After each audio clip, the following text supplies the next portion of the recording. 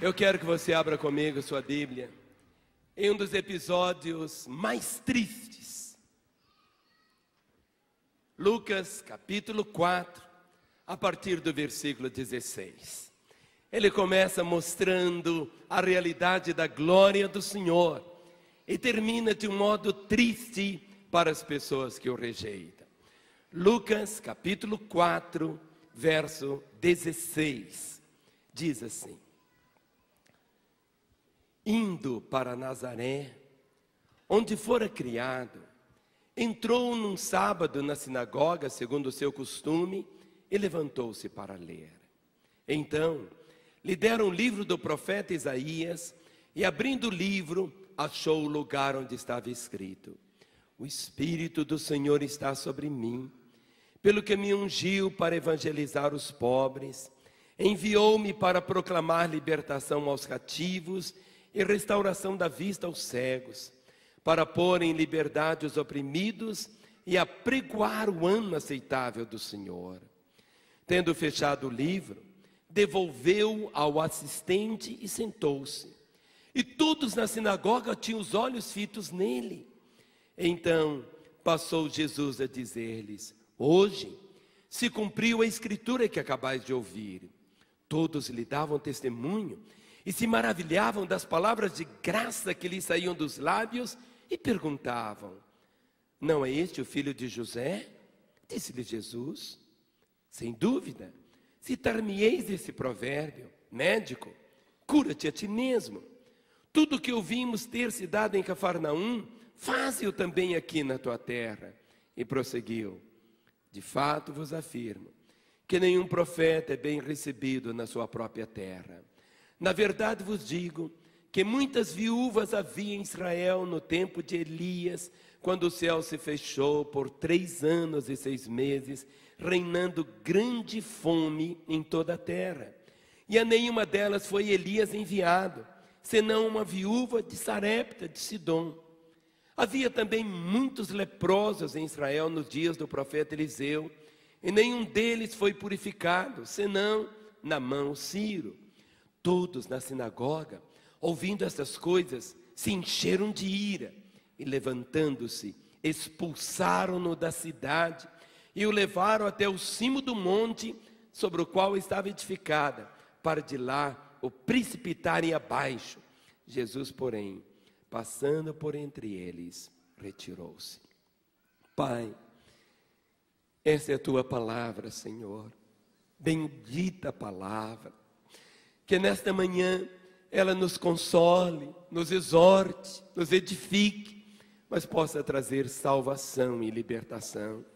Conceda ao pregador, ó Deus, graça, sabedoria e, acima de tudo, a unção do Senhor e um coração cheio de compaixão, Senhor, para trazer o teu recado em nome de Jesus Cristo. Amém. Vamos assentar. Como eu disse, esse é um dos textos tristes, porque Jesus Cristo volta à sua cidade, a cidade onde ele foi criado. Por isso ele era chamado Jesus o Nazareno, porque ele foi criado em Nazaré.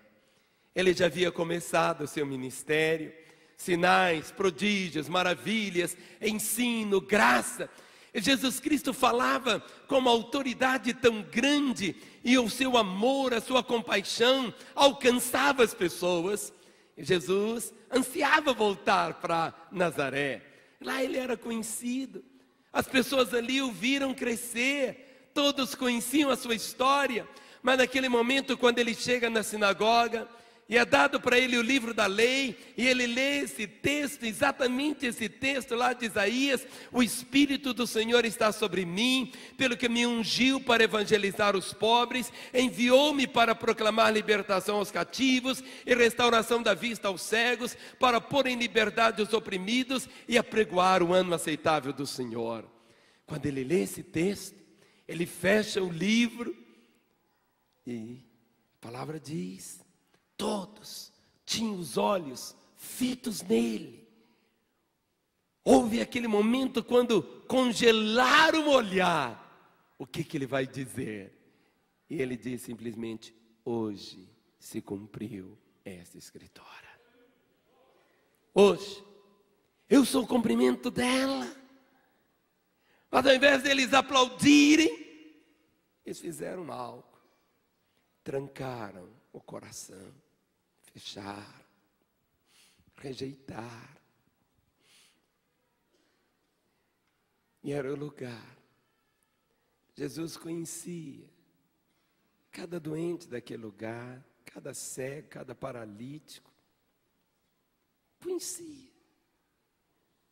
E diz que ele não pôde ali fazer tantos sinais, apenas curar alguns enfermos, por causa da incredulidade.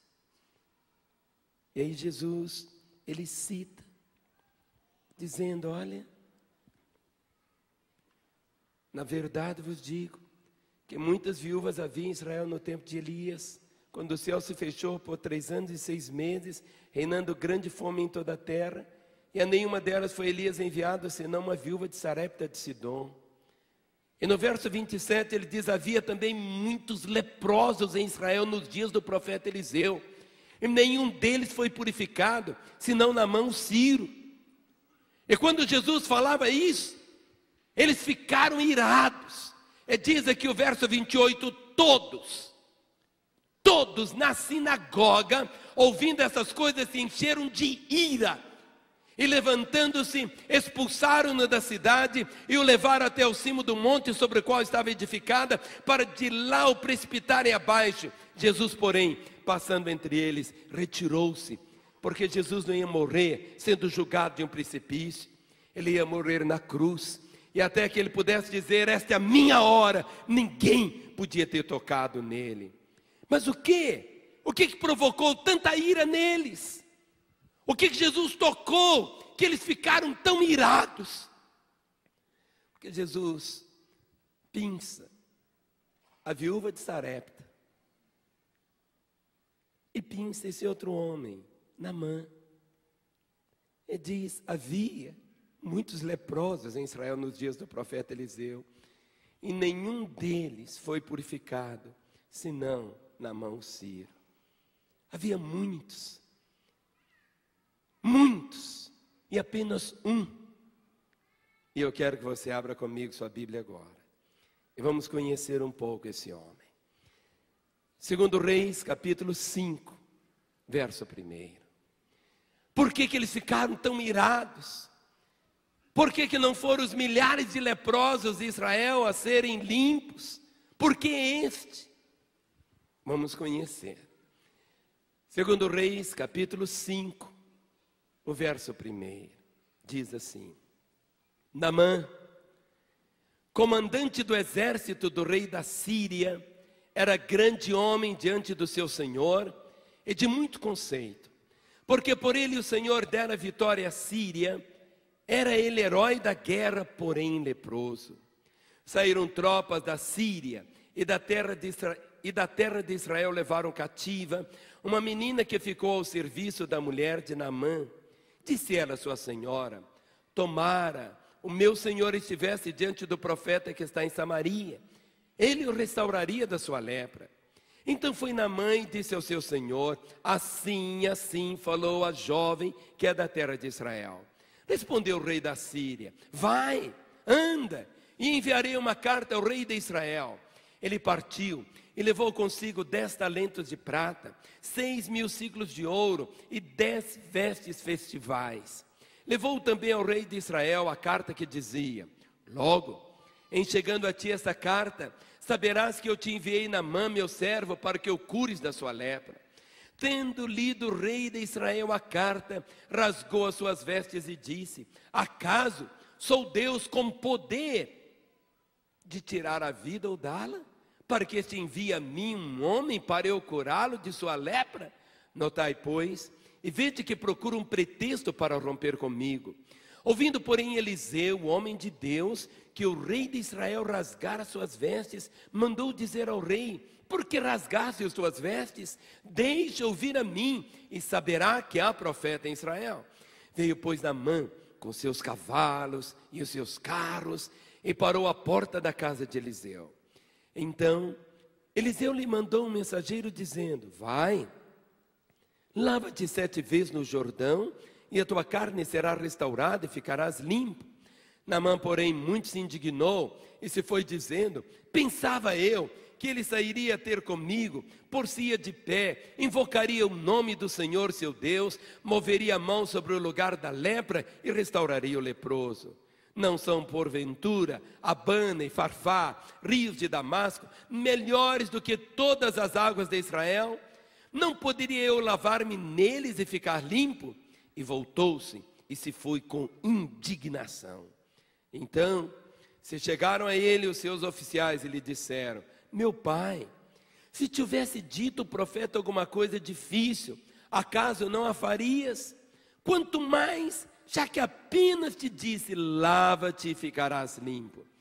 Então desceu e mergulhou no Jordão 7 vezes, consoante a palavra do homem de Deus, e a sua carne se tornou como a carne de uma criança e ficou limpo. Voltou ao homem de Deus, ele e toda a sua comitiva, veio, pôs-se diante dele e disse: eis que agora reconheço que em toda a terra não há Deus senão Israel. Agora, pois, te peço, aceites um presente do teu servo. Porém, ele disse: tão certo como vive o Senhor, em cuja presença estou, não aceitarei. Estou com ele para que o aceitasse, mas ele recusou. Ontem, quando eu estava no aeroporto lá em Brasília, eu vi um avião que estava aterrissado lá. Estava parado. Era um avião enorme. Se você olhar de lá até lá, ele era maior ainda. Enorme, enorme, enorme o avião.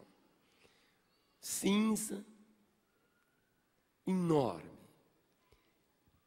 Era o avião que trouxe todo o equipamento da comitiva do presidente Bush para aquela visita domingo passado. E quando eu olhava aquele avião, esse veio exatamente assim, a comitiva, tudo que aconteceu, até o carro blindado que iria transportá-lo, a quantidade de seguranças, eram mais de 300. E eu fiquei pensando em tudo aquilo, e comitiva, gente importante. E entra agora o Naamã. Naamã era exatamente como se fosse hoje o ministro da guerra. Como se fosse assim, a Síria naquela época estava no apogeu. Era como se fosse os Estados Unidos daquela época. A Síria tinha um poderio tremendo. Esse homem aqui, e ele começa o texto exatamente colocando o nome dele. E no primeiro versículo nós encontramos este homem 5 vantagens, ou seja, o modo como ele vivia, ou estava ali cheio de tantas coisas, estava dizendo assim, tantas situações, era comandante do exército do rei da Síria, era homem grande diante do seu Senhor, era um homem de grande conceito, por causa da vitória que ele havia trazido para a Síria, era herói de guerra. Ou seja, na Síria, todos conheciam Naamã. Todos o conheciam, era aquele homem que todo mundo falava, admirava, era aquele homem cheio de medalhas, quando ele andava, tinha aquele séquito também, abaixo, acima dele, apenas existia o rei. Esse homem era um homem poderosíssimo. Mas se você observar aqui, ao final do versículo 5, versículo 1 diz, porém, vamos falar? Porém, outra vez, porém, outra vez, porém o quê? Leproso. Porém leproso. A despeito de todas as vantagens que ele possuía, a despeito de toda a glória que o cobria, havia algo que ele conhecia, que a sua esposa conhecia. Quando ele tirava toda a sua vestimenta, quando tirava a sua armadura, quando ele se via, ele via seu corpo doente.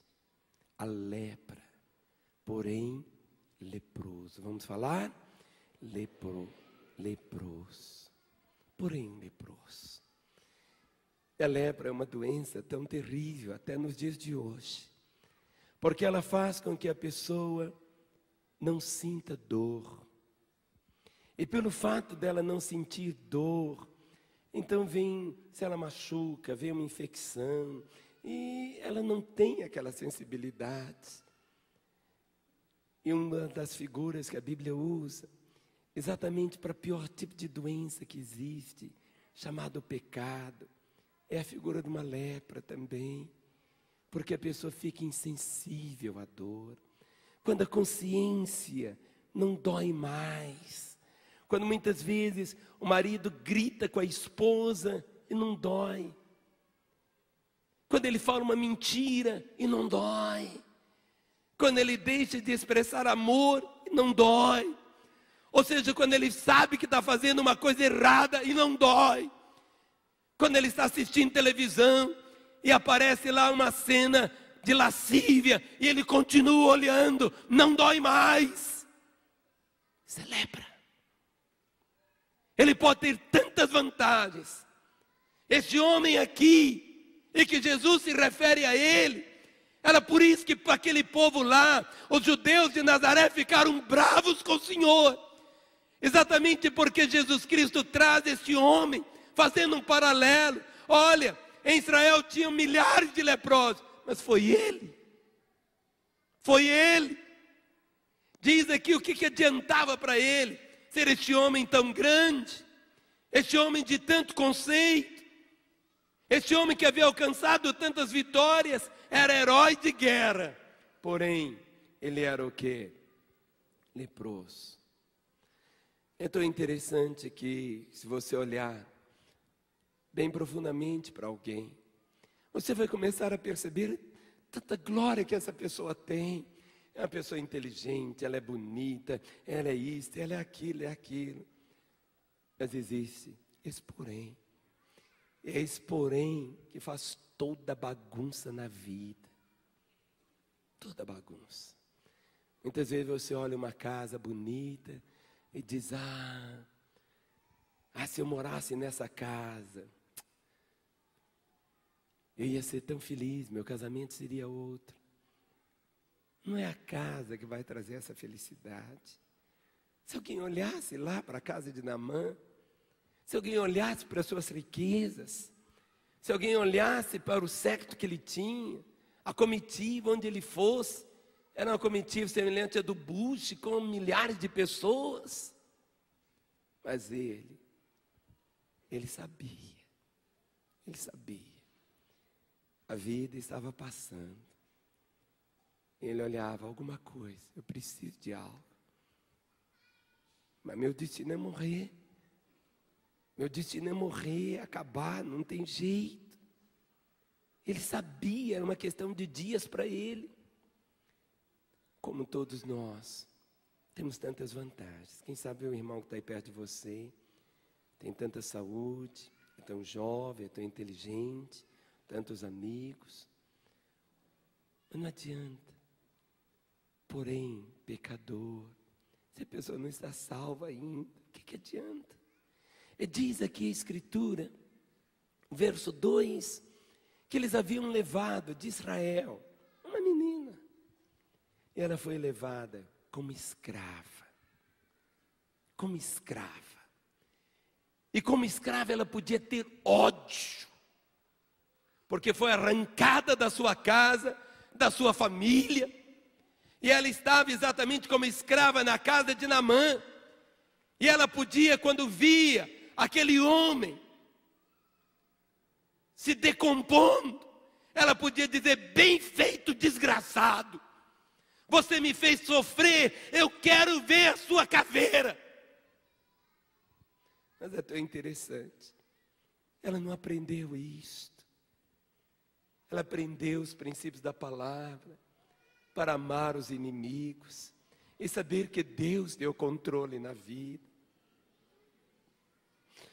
Nós sabíamos que murmurar significa, se eu estivesse no lugar de Deus, eu faria diferente. Murmurar é isso. Se eu estivesse no lugar de Deus, eu faria diferente. Quantas vezes, querido, você fica brigando com seu patrão, e você não sabe. Sabe quando sua vida está nas mãos de Deus, nada acontece por acaso com você. Nada. Nada. Aí você diz, mas como? Não. Ou Deus é Deus, ou não é. Se a nossa vida está nas mãos dele. E essa menina, ela sabia. Ela podia estar ali e ela ia dizer assim: chegou a minha hora da vingança. Mas é tão interessante. Ela disse apenas isso. Verso 3, disse ela, meu senhor. Ela disse ela, sua senhora, a patroa, a dona dela, tomara o meu senhor estivesse diante do profeta que está em Samaria, ele o restauraria da lepra. Como que ela sabia? De ouvir falar. Ela tinha notícia lá do Eliseu, testemunhos, mas ela fez algo. Ela falou. Faça assim. Ela falou. Diga de novo. Ela falou. Sabe, muitas vezes, no lugar onde você está, é para você falar. Faça assim. Eu tenho que falar. Quantas vezes você vê as pessoas numa situação tão terrível, casamentos sendo destruídos, pessoas se matando, confusões as mais absurdas possíveis, mas você sabe que existe o profeta maior do que Moisés, que existe aquele que diz: vinde a mim, todos os que estão cansados e sobrecarregados, e eu os aliviarei. Mas nós temos que falar que existe um profeta, nós temos que falar que Jesus Cristo é real, nós temos que falar que para Ele todas as coisas são possíveis, e Ele não está lá em Samaria tão longe, Ele está aqui. Quantos que creem que Ele está aqui, aplaudam-o. Ele está aqui, Ele não está tão longe, Ele não está tão inacessível, não. Por quê? Quantas vezes aquele seu vizinho, aquele seu colega de trabalho, aquele parente, em momentos tão difíceis da vida, quem sabe leproso, um casamento que está se decompondo, uma vida sendo destruída, e nós temos a solução. Nós temos que falar. Bata no ombro do seu irmão e diga: meu irmão, você tem que falar, meu irmão. Você tem que falar. Você tem que falar. Hoje, você pode falar. Você pode. Caminhe pelas ruas. Vá para os hospitais. Entre nos presídios. Suba na favela. Entre nas mansões. Fale. Fale, porque Deus não tem uma outra maneira de alcançar o coração do homem, a não ser por isso até que ele chama da loucura. De quê? Da pregação. Agora não pense que pregação é ficar com o microfone na mão, não. Estou com o microfone aqui porque tem que falar para muita gente. É falar cara a cara, é chegar. Quanta gente você sabe que está aí leproso, morrendo, pouco a pouco, ele nem vê, não sente a dor, não tem aquela empatia, não passa, por causa da lepra que está nele. Eu fico imaginando como a mulher de Naamã ouviu, aquilo brotou uma esperança no coração dela. Como? Aí ela deve ter contado tantas coisas. O nosso Deus, o Deus de Israel. E foi contando, Ele é o Criador de todas as coisas. Foi contando o tempo que o povo de Israel passou no Egito, contou da libertação, contou como que o povo durante aqueles 40 anos experimentou um milagre diário, era o maná caindo, era a provisão do Senhor, foi contando dos feitos de Deus. Sabe o que você tem que falar para as pessoas? É aquilo que Ele fez na sua vida. Porque a palavra diz que nós seríamos testemunhas do Senhor. E a testemunha não é aquela que faz, a testemunha é aquela que vê fazer. Quando você testemunha 2 carros batendo, o que você viu acontecer? E nós somos o quê? Testemunhas do Senhor. Somos testemunhas dEle curando as pessoas. Somos testemunhas dEle restaurando as vidas. Somos testemunhas dEle enxugando as lágrimas. Somos testemunhas dEle. Somos testemunhas. E ela aqui estava contando que Ele o restauraria da sua lepra. Ela não disse assim, talvez.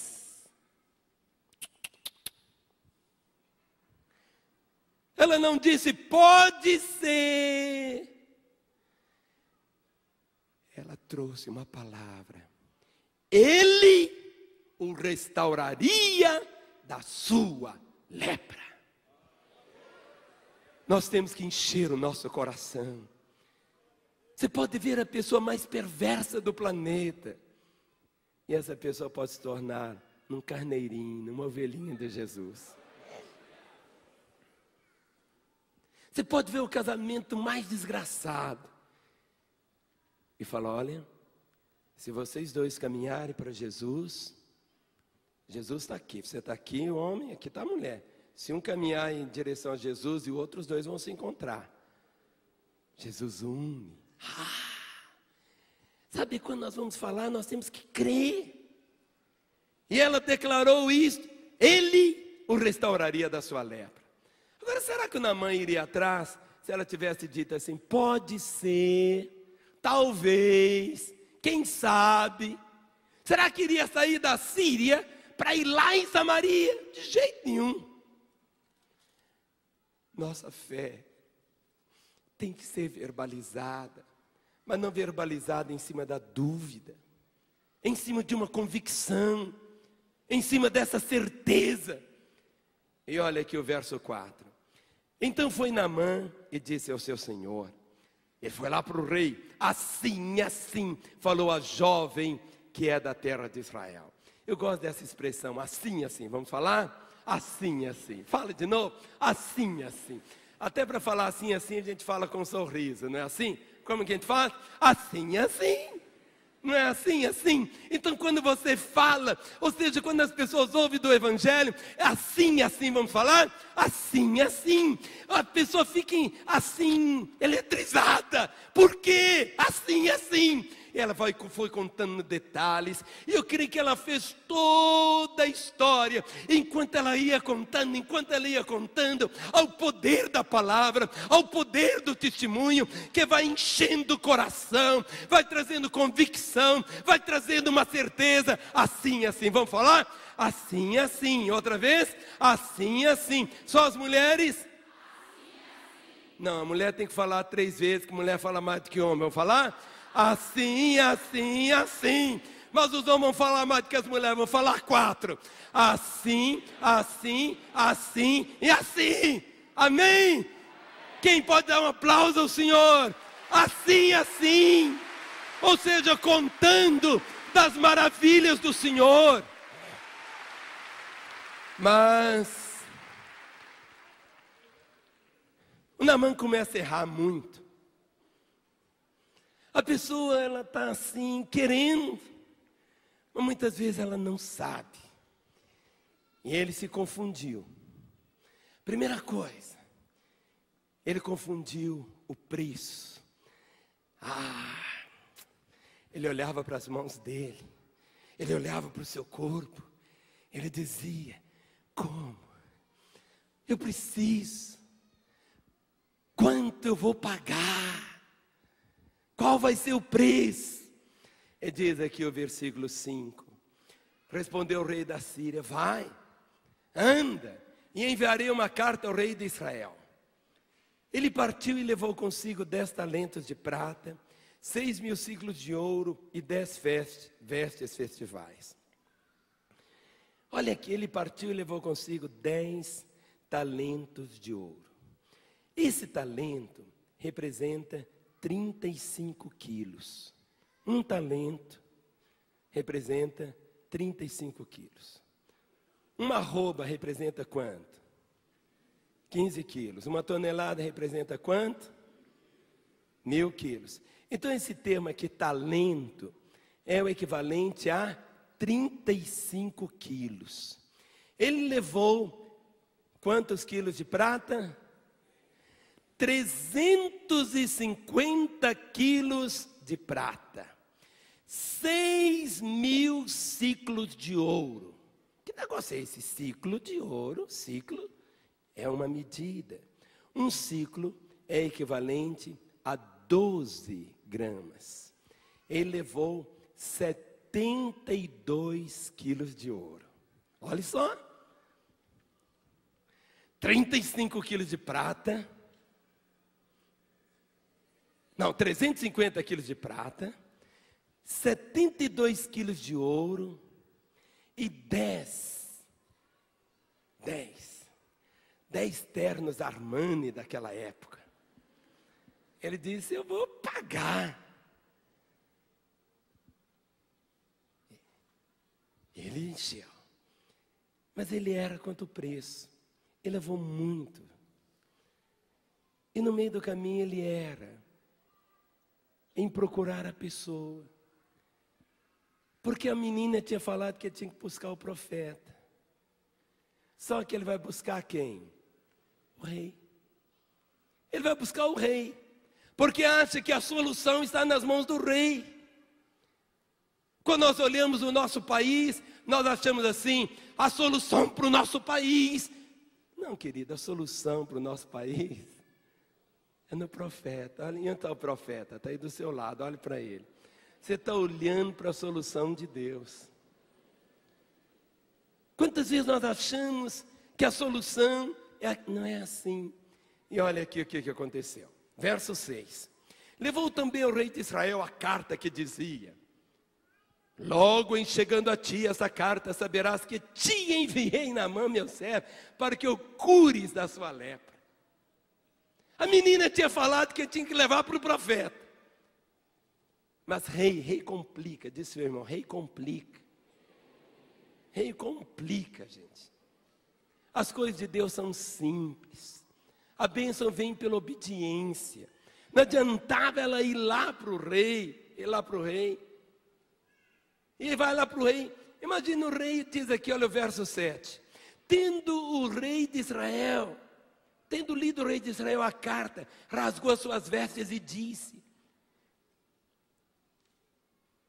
acaso sou Deus com poder de tirar a vida ou dá-la?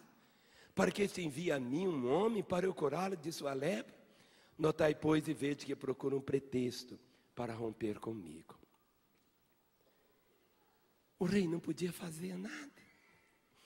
Ele achou que o rei da Síria estava procurando apenas um pretexto para entrar em guerra com ele novamente.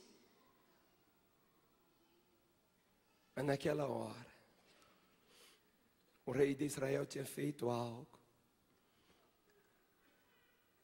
que muitas vezes as pessoas não fazem. Ele reconheceu que ele não podia curar Naamã. Ele rasgou as suas vestes. Ele não trouxe engodo, engano. Ele disse: eu não posso. E ele rasgou as suas vestes. E a notícia correu por Samaria. Correu que o rei rasgou as suas vestes. E rasgar as vestes é sinal de humilhação. Não existia nada mais assim vexatoso para um homem, algo que mais o envergonhasse do que ele ter as suas roupas rasgadas, não por outro, mas por ele mesmo. E quando ele não tinha algo como fazer, quando ele não sabia de algo, ou quando ele não podia algo, ele rasgava as suas vestes e dizia: eu sou impotente, eu não consigo, eu não posso, eu não tenho. E é tão interessante. A Bíblia diz que Deus resiste aos soberbos, mas Ele concede a sua graça aos humildes. É quando nós rasgamos, muitas vezes diante de uma enfermidade terrível, diante de uma situação, e nós ficamos querendo dar um jeitinho. Talvez um rei podia ter falado assim: olha, eu vou te enviar para o melhor médico de Samaria. Ah, não, nós vamos fazer isso com você. Ou não, ele podia ter pensado: esse homem está morrendo mesmo, talvez só dure mais uma semana, eu vou ficar aqui enganando ele durante um tempo, e vou ficar aqui, e ele vai morrer mesmo, eu vou prendê-lo aqui, deixá-lo aqui, vou estar enganando ele. Mas quando ele rasgou as vestes, olha o verso 8, ouvindo porém Eliseu, homem de Deus, que o rei de Israel rasgara as suas vestes, mandou dizer ao rei: por que rasgaste as tuas vestes? Porque você chegou ao ponto final. Por que você desistiu? Por que você jogou a toalha no ringue? Por quê? Por quê? Deixa ouvir a mim e saberá que há profeta em Israel. Deixa ouvir a mim. Deixa ouvir a mim. Deixa ouvir a mim. O Naamã errou em procurar o rei. O Naamã tinha aquele orgulho. Ele erra na atitude dele de uma maneira assim, tão grande. Olha o versículo 9. Veio Naamã com seus cavalos e os seus carros e parou à porta da casa de Eliseu. Naquele tempo não tinha aquele aviãozaço daquele tamanho que eu vi lá em Brasília. Eu nunca vi um avião daquele tamanho, meu pai. Mas eu fico pensando aqui, o que estava acontecendo aqui. Ou seja, toda a comitiva veio Naamã com os seus cavalos e os seus carros e parou à porta da casa de Eliseu. A casa dele não era um palácio. As pessoas vão na casa onde tem um homem de Deus, onde tem a palavra de Deus, e diz ali, verso 10, então Eliseu lhe mandou um mensageiro dizendo: vai, lava-te 7 vezes no Jordão, e a tua carne será restaurada e ficarás limpo. Eu fico imaginando o Naamã. Eu não tenho nada contra militares, nada, amo os militares, mas que o militar é orgulhoso, isso ele é. Que ele gosta de ser bajulado, ele é. E ele gosta de falar: eu sou, o mineiro diz, autoridade. E lá estava na porta dele, da casa dele, a maior autoridade militar do planeta. Estava lá aquele homem. E o Eliseu não vai. Eliseu chama lá um jaleco, um pequenininho. Vem cá, vem cá. Ó, diz para ele. O Eliseu não vai lá falar com ele. Muitas vezes, para a gente receber a bênção do Pai, a gente está assim cheio de orgulho, Deus começa a quebrar a gente. Deus começa a quebrar, começa a moer, vai moendo. Porque muitas vezes o orgulho faz as pessoas ficarem assim: ah, eu vou lá na igreja, ai, estão lá, e se não acontecer assim, se fulano de tal não vier, se fulano de tal não me cumprimentar, se ele não me olhar. Quantas vezes é assim? Olha para o irmão que está ao seu lado. Está vendo? E o que aconteceu? Então Eliseu mandou um mensageiro. Eliseu podia falar: chegou a minha hora, a minha vez, vou estar diante do general, não é? E tal. Eliseu nem apareceu. Porque Deus, algo que é tão bonito, o mais importante,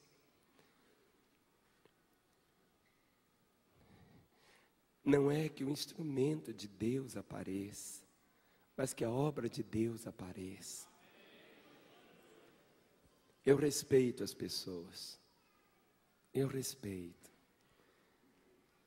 mas eu espero que Deus me continue dando a graça. Vocês nunca ouviram, enquanto meu coração bater, eu quero que nunca apareça Ministério Márcio Valadão. Nunca viram.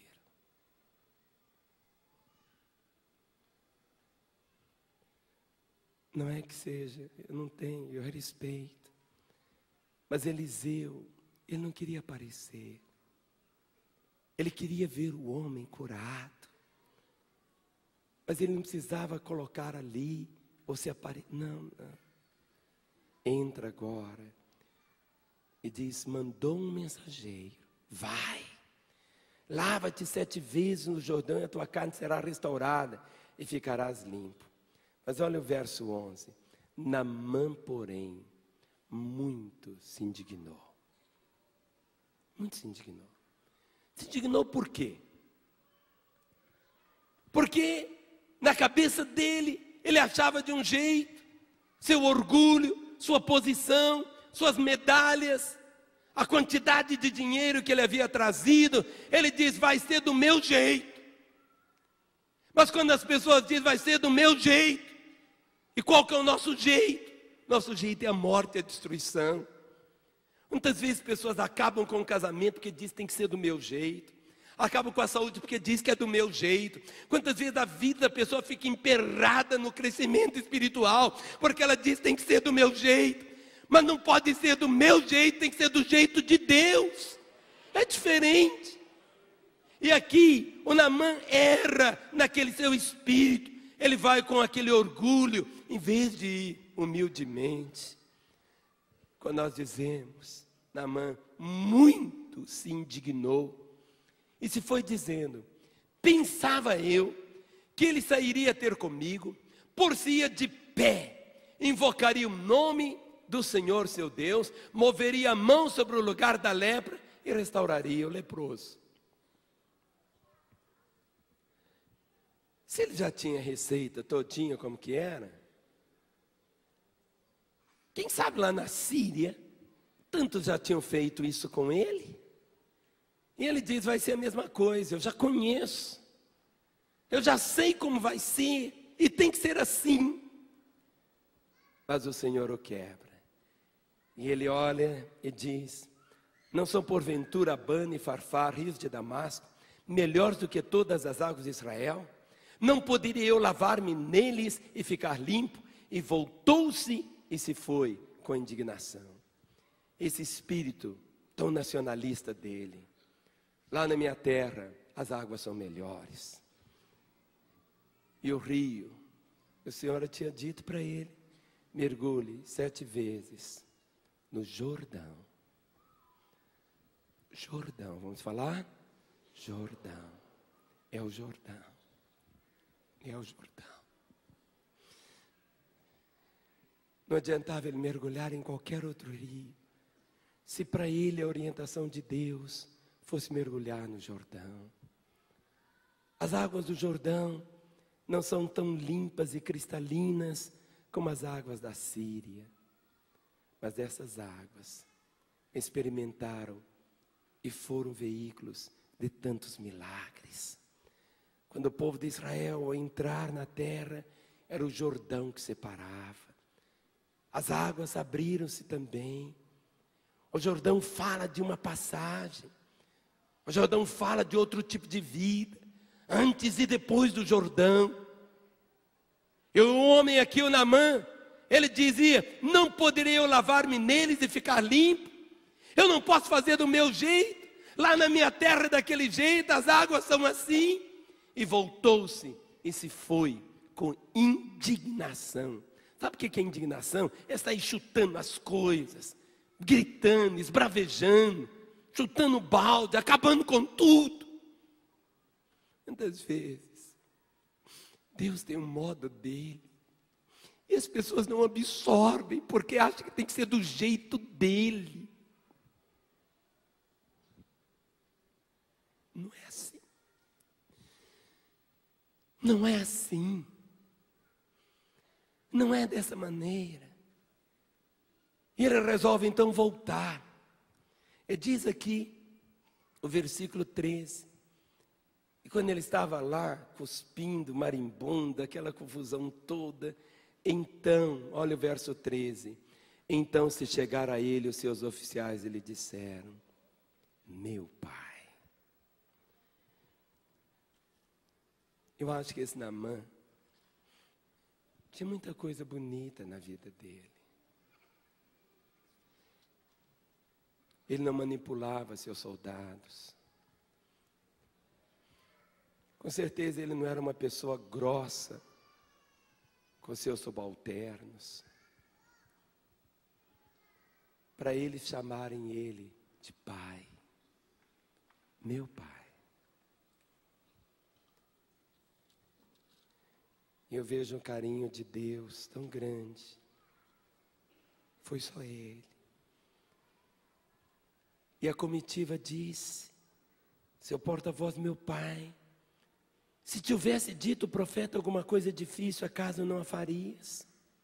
Quanto mais que apenas te disse: lava-te e ficarás limpo. Na fé, as pessoas não conseguem entender que é tão fácil. As pessoas têm uma facilidade tão grande. Quando você vê na macumba, na quimbanda, na feitiçaria, pessoas que vão, ficam lá durante tantos dias numa maloca, sem comer, sujos, bebem sangue, aquela confusão toda, é difícil, sobem muitas vezes escadarias, escadarias, escadarias, de joelho. Eu tenho que fazer algo. Entro numa procissão carregando pedra na cabeça, tem que fazer algo, alguma coisa difícil. Quanto mais difícil for, mais eu vou alcançar. Mas tudo que nós recebemos de Deus é pela graça. Não é algo que eu compro, não é algo que eu me torno merecedor, não é algo que Deus fica me devendo, não. Não é uma troca que eu faço com Ele. Muitas vezes estamos dispostos a fazer as coisas as mais difíceis. E os moços convenceram Naamã. Quanto mais, já que disse: lava-te e ficarás limpo. Apenas isso. Só lavar. Só entrar. E o verso 14 diz: então desceu. Porque o Jordão não é lá em cima. O Jordão é lá embaixo. O ponto mais baixo do planeta é o Mar Morto. 400 metros abaixo do nível do mar. E o que alimenta o Mar Morto é o Rio Jordão. O Jordão está lá embaixo. Então desceu. Agora ele entra. Mas para entrar, ele tem que tirar todas as medalhas dele. Ele tem que deixar de lado a sua espada. Ele tem que tirar a armadura. E ele tem que ficar pelado. Ele tem que ficar nu.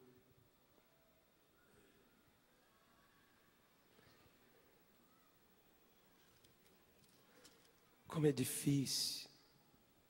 Muitas vezes a gente tem tantas coisas que nos prendem. Quantas vezes o nosso orgulho não permite que a gente seja transparente. Quantas situações existem que a gente não consegue dizer: olha, está doendo, me ajude. Me ajude, preciso de você, me ajude. Quantas vezes queremos manter uma aparência, mas é apenas só do lado de fora. Lá dentro tantos conflitos. E diz o texto: desceu e mergulhou no Jordão 7 vezes. Vamos falar? 7.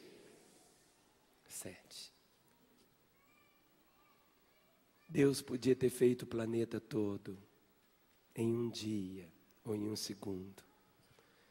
Deus podia ter criado todas as coisas imediatamente, mas Ele fez em 7 dias. Deus ensina-nos que o tempo está nas mãos dEle, Ele não está preso a isso. Não há um mecanicismo na fé, na obediência. Conte comigo. 1, 2, 3, 4, 5, 6, 7. Naamã mergulhou 7 vezes. Por que agora ele não questionou? Porque agora ele já estava dentro da água. Sabe, a obediência, quando a pessoa dá o primeiro passo de obediência, é fácil ele dar o outro passo. Quando ele começa a andar em obediência, é fácil. Ele não desistiu no segundo mergulho. No terceiro mergulho ele não saiu e ficou olhando. Tô bom. Como é que eu tô? Quando você começa a caminhar em obediência, é fácil. O mais difícil é dar o primeiro passo. Ele não parou. Não houve momento quando ele fez uma checagem. Ele disse, é para mergulhar 7 vezes. Então é 7 vezes. Mergulhou 7 vezes. E diz, consoante a palavra do homem de Deus. E o verso 14 diz, e a sua carne se tornou como a carne de uma criança e ficou limpo. Quando? Imagine uma prostituta que tenha dormido com a torcida do Atlético todinha. Imagine o criminoso mais terrível. Imagine aquele homem, o outro. Muitas vezes nós pensamos só nesse tipo de gente. Mas quando essa pessoa vem para Jesus, no momento quando ela recebe a Jesus, Deus o declara justo. Deus o vê a partir daquele momento ali, naquela hora, como se ele não tivesse cometido um único pecado. E aquela menina que dormiu com a torcida do Atlético toda, aos olhos de Deus, naquela hora, é como se fosse a Virgem Maria, pura, santa, inculpável. É o poder do sangue do Senhor. Por isso diz aqui, e a sua carne se tornou como a carne de uma criança e ficou limpo. Ele ficou no limpo um pouquinho, não, ficou limpo. Ficou limpo. Tudo passou a ser tão diferente. Ele mergulhou. Fique em pé no seu lugar agora. Põe sua Bíblia sobre o banco. Dê a mão ao irmão que está ao seu lado e pelos corredores. Eu gostaria de pedir que ninguém movesse a não ser o Espírito de Deus agora. Diga para os seus pés, não se movam. Agora chegou a hora da ministração. Levante a mão do seu irmão. Existe um rio, Senhor. Há um rio. Existe esse rio que você pode mergulhar nele. O Senhor não mudou. Quando o nosso coração se volta ao coração do Senhor, esse rio cura. O que Naamã precisava era de cura. O Naamã não precisava de dinheiro, ele já tinha muito. Mas ele era achando que iria receber por causa disso. E existe essa lepra chamada pecado. Na Guatemala, tem uma tribo de índios, Cochichim, e eles têm uma palavra para arrependimento. E a palavra de arrependimento deles é assim: dói meu coração. Vamos falar? Dói meu coração. Outra vez, dói meu coração. Na África,